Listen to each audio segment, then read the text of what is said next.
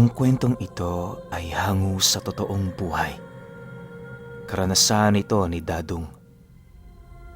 Taong 1988, Benuwangan, Eastern Samar.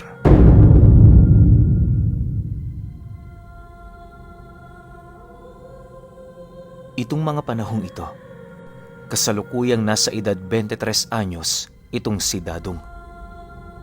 Hindi siya tubong Benuwangan, bagkus ay napadpad lamang siya roon para bumisita sa may sakit niyang kaibigan. Matagal na kasi siyang nag-aalala ukol sa kalagayan nito, lalo pat hindi na yon nakakabisita sa bahay nila. Sa loob ng ilang araw niyang pananatili doon, naging maayos naman ang lahat. Yung pag-aalala niya, unti-unti namang naglaho matapos niyang madatna ng kaibigan niya na nasa maayos ng kalagayan. Sa kanilang pag-uusap, meron siyang napansing kakaiba.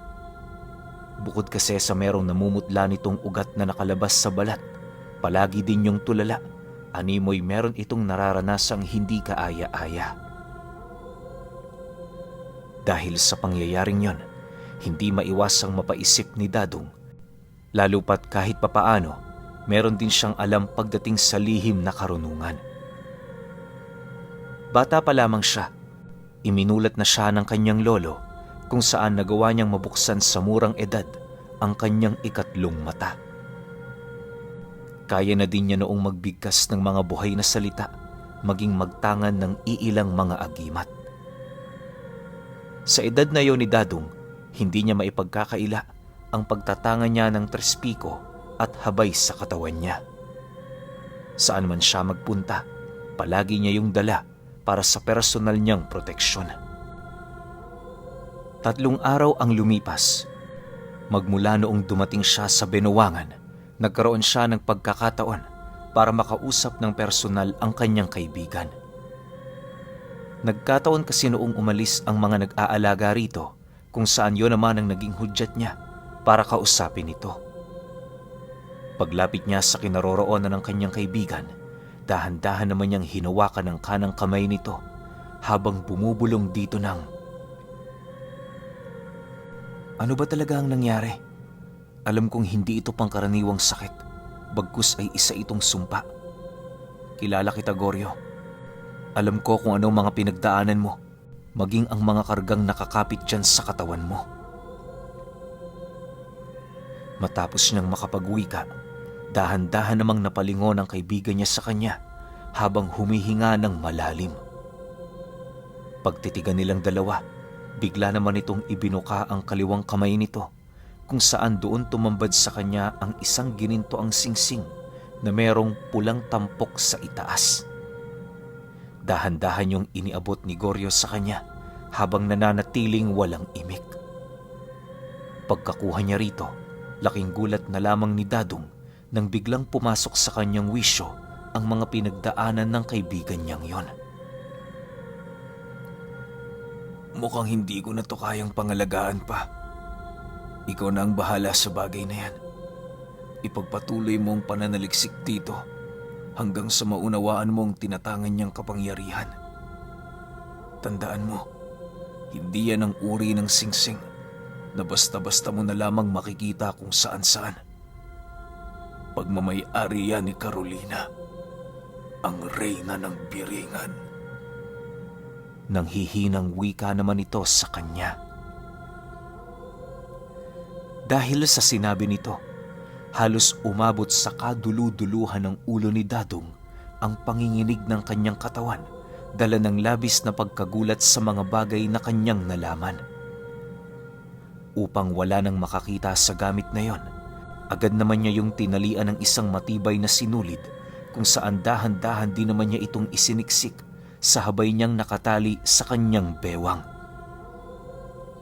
Makalipas lamang ang ilang minutong pag-uusap, bahagya namang naantala ang kanilang ginagawa matapos nilang marinig ang pagdating ng mga kamag-anak ni Goryo. Pagpasok ng mga ito sa silid, nadatna naman siya nitong nakaupo sa tabi ng kaibigan niya at nagkukunwaring binabantayan ito. Lumipas ang araw na yon, hindi na naging pangkaraniwan ang bakasyon ni Dadong sa lugar. Habang tangan-tangan niya kasi ang singsing, saan man bundok siya lumingon, kitang-kita niya ang mga kakaibang syudad na nakakonekta sa isa pang napakalaking syudad. Sa puntong yan, halos hindi na mawari ni Dadong kung saang lugar matatagpuan ang mga ito, gawa ng purong liwanag na lamang ang kanyang nasisilayan tuwing gabi. Maniwala kayo o hindi, ayon sa kanya, pagkapatak ng 6:00 ng hapon, merong 3 ginintoang barko ang dumaraan sa sapang malapit sa bahay nila Goryo.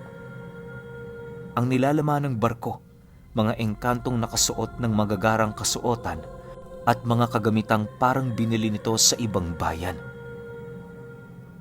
Sa pinakadulong bahagi kasi nito, kitang-kita niya ang mga simento at iba pang materyales sa paggawa ng gusali.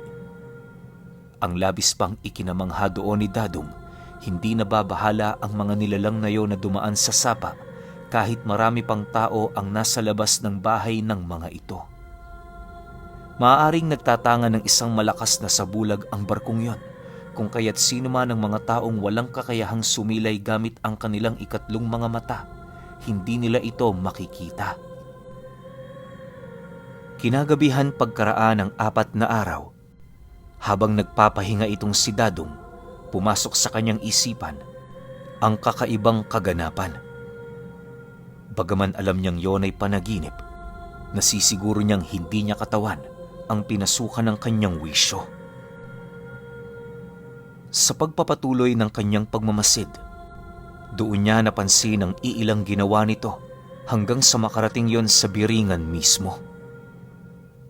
Ayon kay Dadong, hindi pangkaraniwan ang ginagawa ng taong yon sa kadahilan ng napakadali na lamang para dito na iwasan ng lahat ng patibong patungo sa lugar na yon. Animoy alam na alam nito ang bawat lagusan at kung saan yon makakadaan ng ligtas. Pagdating nila sa Biringan, pumasok yon sa isang yungib kung saan bumungad dito ang isang malaking pintuan na merong 2 bilog sa magkabilaan at isa naman sa pinakagitna. Bago ito tuluyang buksan ng taong yon, may nasipat yung kwadradong bato kung saan naglalaman ng mga babala sa sino mang nilalang na magbubukas ng pinto. Bagaman may nabasa sila doong babalutan ng karamdaman ang mga taong magtatangkang pumasok rito, hindi yun sapat sa taong yon para pigilan ang binabalak nito.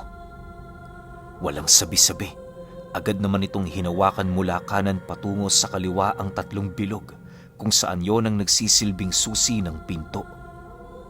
Pagkabukas nito, tumambad sa kanila ang napakaraming kayamanang nakatumpok sa halos lahat ng sulok ng silid. Sa pinakagitna nito, naroon ang isang telang puti na animoy matagal nang nakalimutan ng panahon. Dahan-dahan itong binuksan ng lalaki kung saan doon naman tumambad sa kanila ang singsing na kasalukuyan niyang pagmamay-ari. Sa puntong yan, napagtanto ni Dadong na ang memoryang kanyang napasukan ay walang iba kundi sa kanyang kaibigan. Pagkalabas nila sa pinto, bigla naman yung sumarado ng napakalakas kung saan yon ang naging hudyat ng pagbalot sa katawan nito ng isang karamdamang walang lunas.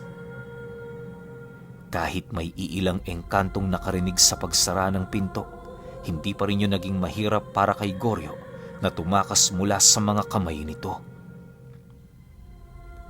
Pagbalik nito sa kanilang tahanan, nilinis nito ang singsing habang dahan-dahang isinusuot sa kanyang kamay.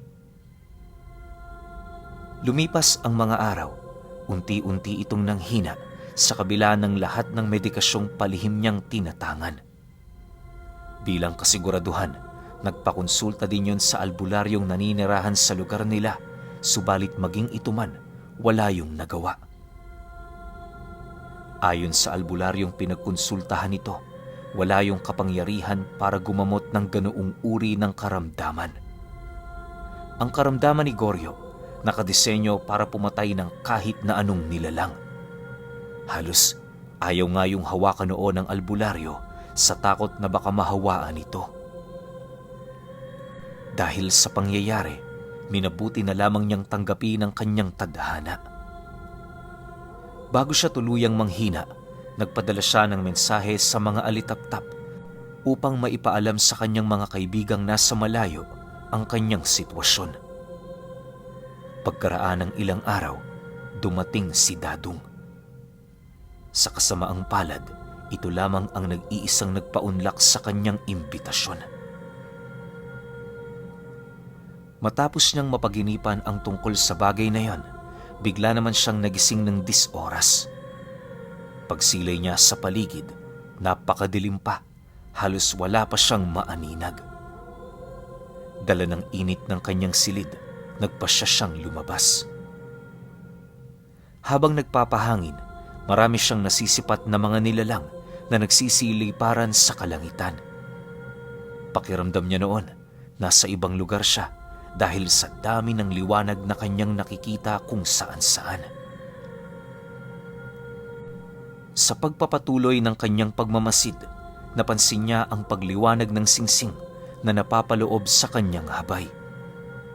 Paghawi niya ng kanyang damit, bahagya naman siyang natigilan nang makarinig siya ng kakaibang kaluskos na sinasabayan ng pag-aangil. Alam ni Dadong na hindi pangkaraniwang hayop ang nilalang na yon, gawa ng nagdadala ito ng masangsang na amoy. Sa pagsilay niya sa labas ng bakod ng bahay, tumambad sa kanya ang isang dambuhalang pusa na dahan-dahang nagpapalit ng anyo. Sa isang iglap, doon bumungad sa kanya ang isang babaeng hubot-hubad na merong napakahabang buhok. Pagtitigan nilang dalawa, bigla naman siya nitong sinunggaban na dali-dali naman niyang inilagan. Habang nagbubuno sila, paulit-ulit na tinatangka ng nilalang na dukutin ang habay niya. Labis yung ipinagtataka ni Dadong sa kadahilanang nasisiguro niyang masusunog ang palad nito sa oras na pinilit nitong abuti ng bagay na yon. Nang magkaroon naman siya ng pagkakataon para tadyakan ng aswang, agad naman niya yung ginawa. Pagtayo niya, hindi na siya nag-atubili pang dukutin ng maliit na kutsilyo sa kanyang bulsa upang wakasan ang buhay nito. Makalipas lamang ang ilang minuto, muli na naman yung sumugod kung saan nagawang maundaya ni Dadong ang 2 binti nito. Dahil sa lasong nakabalot sa kutsilyong yon, kung kaya't agad namang naparalisa ang nilalang. Nang mapagtanto niyang hindi na ito makakalaban, agad naman niya yung nilapitan habang tinatanong ito ng, "Ano ang pakay mo? Mukha ba akong pagkain sa'yo?" Nang marinig ng nilalang ang kanyang sinabi, pilit naman itong iniaabot ang kanyang habay. Dahil dito, doon na pumasok sa kanyang isipan ang hangarin nitong nakawin sa kanyang mga kamay ang singsing ni Carolina. Para hindi na yon pamarisan pa, sa mismong lugar na yon, pinaslang ito ni Dadong. Parang basura niyang itinapon sa sapa ang bangkay nito na siya namang hindi naglaon na ibaon sa putik ng mga dumaraang barko. Sa pagbalik ng katahimikan sa paligid, dali-dali naman siyang bumalik sa kanyang silid. Habang nakahiga si Dadong, malakas ang kanyang kutob na marami ang maghahabol sa kanya ukol sa bagay na yon. Kinaumagahan paggising niya, nadatnan niya ang pamilya ni Goryo na umiiyak sa loob ng silid nito. Pagpasok niya roon, doon bumungad ang katawan ng kaibigan niya na wala ng buhay. Habang pinagmamasdan niya ito, wala naman siyang ibang nararamdaman kundi ang pagkaawa. Napag-isip-isip din niya na maaaring ang pagpapasilay nito sa kanya ng nakaraan ang huli nitong naisip para siya ay tulungan na maunawaan ang tungkol sa singsing ng reyna ng Biringan. Sa pagsapit ng lamay, hindi naging madali para sa kanila na makihalubilo sa mga kababaryo nitong nakikidalamhati. Ang iilan kasi sa mga taong yon, alam niyang nagbabalat kayo lamang bilang mga tao. Karamihan sa mga aswang na bumisita, pabalik-balik sa ataol ni Goryo para sipatin ang bangkay nito. Hindi na kasi nila gaanong maramdaman ang singsing, lalo pat sinelyohan na ito ni Dadong at ginamitan ng mga malalalim na sabulag na alam nito. Makalipas ang 9 na araw ng lamay, hindi naging madali para sa kanila na mairaos ang bangkay ni Goryo sa bawat gabing dumaraan. Bukod kasi sa napakaraming umaaligid na balbal, meron din doong mangilan-ngilan na mga mangkukulam na animoy naghahangad na makakuha ng kahit balat man lang nito. Ayon sa mga albularyong kasama niyang nagbantay, tinuturing ng mga nilalang na yon na sagrado ang bangkay ng kaibigan niya dahil sa karanasan nitong makapasok sa isa sa mga ipinagbabawal na silid ni Carolina. Dagdag pa nito na sa dinami-rami ng taong napapadpad sa biringan, tanging si Goryo ang bukod tanging nakakuha ng iilan sa mga sagrado nitong gamit. Naniniwala rin ang albularyo, hindi na tinatangan ng bangkay nito ang nakuha nitong gamit. Ang tanging ibinigay na babala na lamang nito sa kanya, sino man ang nakakuha sa bagay na yon, hindi magiging maganda ang buhay nito. Dagdag pa ng albularyo, darating sa puntong mapipilitan ding iuwi sa biringan ng taong yon ang bagay na yon. Matapos naman niyang marinig ang lahat ng babala nito, pinilit niya yung ipagsawalang bahala. Matapos ang libing ni Goryo, nagdesisyon na siyang bumalik sa Borongan. Lumipas ang mga araw, naging maayos naman ang lahat. Napakaabala noon ni Dadong sa kadahilan ng may mga ritual siyang sinusunod para tuluyang maiselyo ang gamit na yon at mailayo sa mundo. Ang nais niya sana doong mangyari, gawin yung pangkaraniwang bagay kung saan kahit suotin niya ito, wala roong makakapansin. Akala ni Dadong napakadali lang gawin ang bagay na yon pero nagkamali siya. Nang may sakatuparan na niya ang mga ritual, napansin niyang hindi pa rin ito na itago ang singsing ni Carolina. Ang inaakala niya noong pangkubli, animoy naging daan lamang para dito upang makahikayat pa ng mga aswang na merong dugo ng engkanto. Habang patagal ng patagal si Dadong sa kanilang lugar, parami naman ng mga aswang na dumadayo roon. Dahil sa mga nangyari, nagawa na nitong mapukaw ang atensyon ng mga albularyong naninirahan sa kanilang baryo. Bilang pagpapakita ng pakikiisa at paghahanda sa digmaang maaaring maganap, nagsagawa ng pagpupulong ang mga dalubhasang antingero upang makagawa ng epektibong plano. Sa loob ng 2 araw na kanilang pag-uusap-usap, tinatalakay nila ang lahat ng lagusan ng kanilang lugar. Nagtalaga rin sila ng mga gawain sa bawat isa, nang sa gayoy kapag sumiklab ang digmaan, alam na nila kung ano ang kanilang gagawin.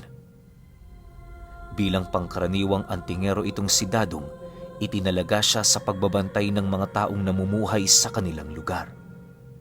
Gabi-gabi umiikot sila roon para magmasid sa paligid.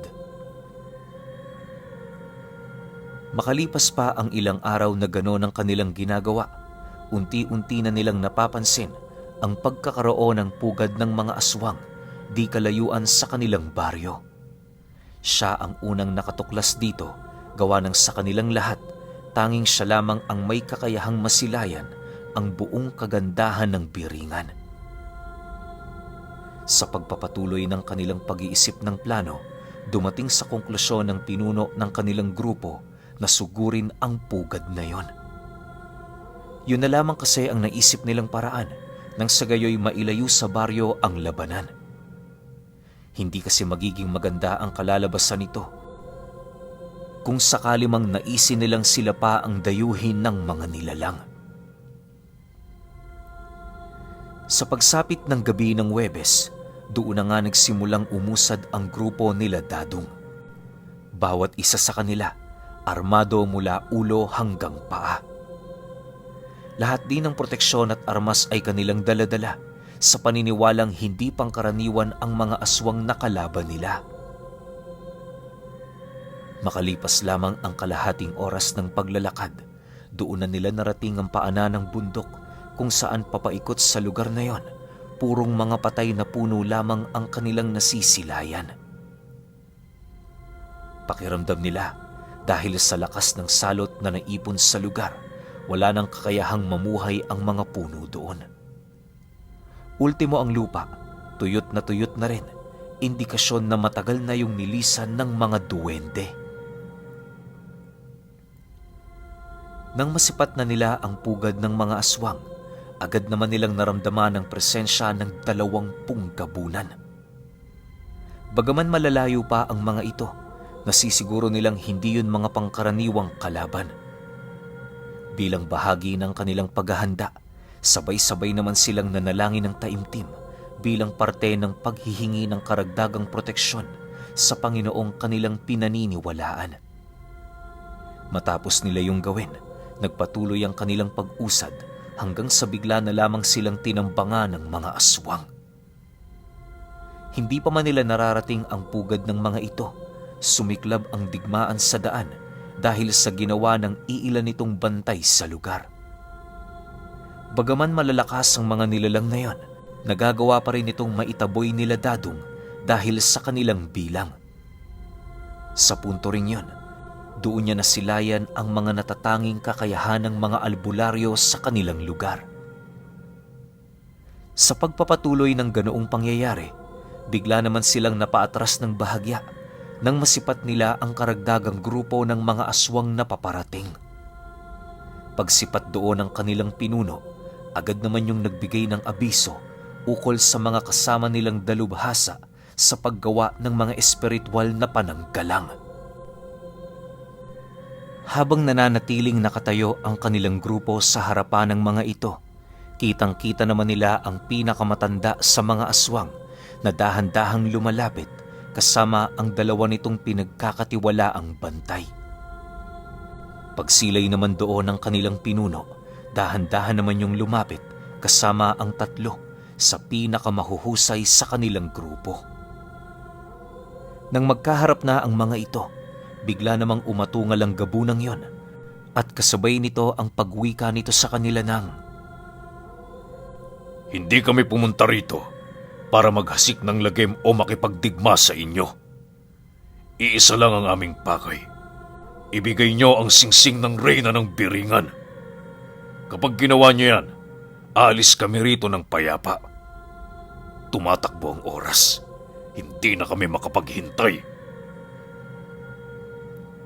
Matapos nitong makapagwika, agad namang nagsitinginan ang bawat isa sa kanila na para bang naghahanap kung sino ang nagtatanga ng singsing na sinasabi nito. Maya-maya pa, bago pa man makataas ng kamay itong si Dadong, laking gulat na lamang nila nang makasilay sila ng isang lumilipad na bagay sa itaas ng lugar na pinaglalabanan nila. Halos napakadali lang ng pagpapakita ng bagay na yon, kung saan agad din naman yung naglaho mula sa kanilang mga mata. Pagsilay nila sa pinakagitnang parte ng lugar na kinaroroonan nila, doon tumambad ang isang magandang babaeng may kulot na mahabang buhok na merong nagliliwanag na mga mata. Dahan-dahan itong nilapitan si Dadong kung saan sa bawat paghakbang ng babaeng yon, unti-unting nawawalan ng lakas ang kanyang mga binti. Hindi naglaon, pagharap nito sa kanya, nadatnan niya ang kanyang sarili na nakaluhod na pala.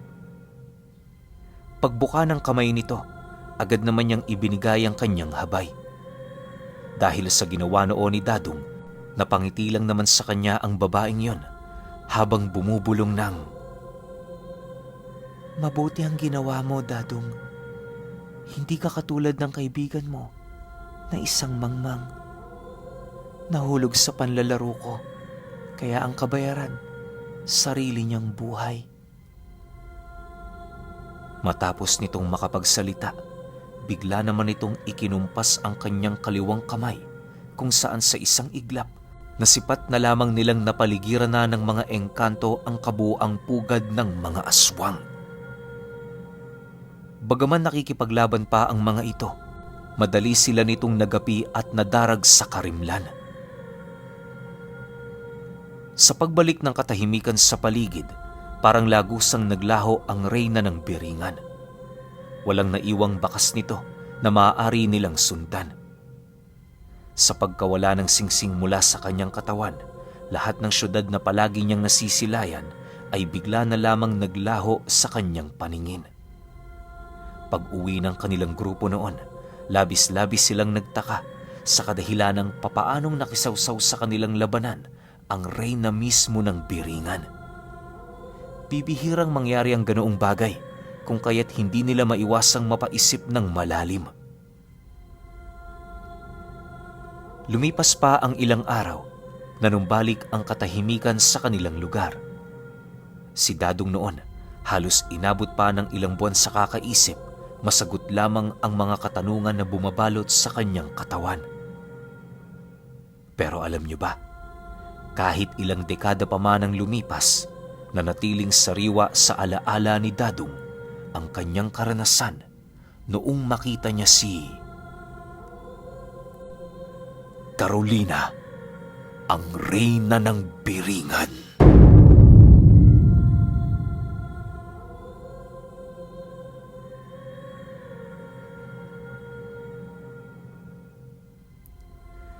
Okay, opinyon ko sa kwento. Talaga ba? Si Carolina ba talaga ang reyna ng Biringan? O meron pang iba?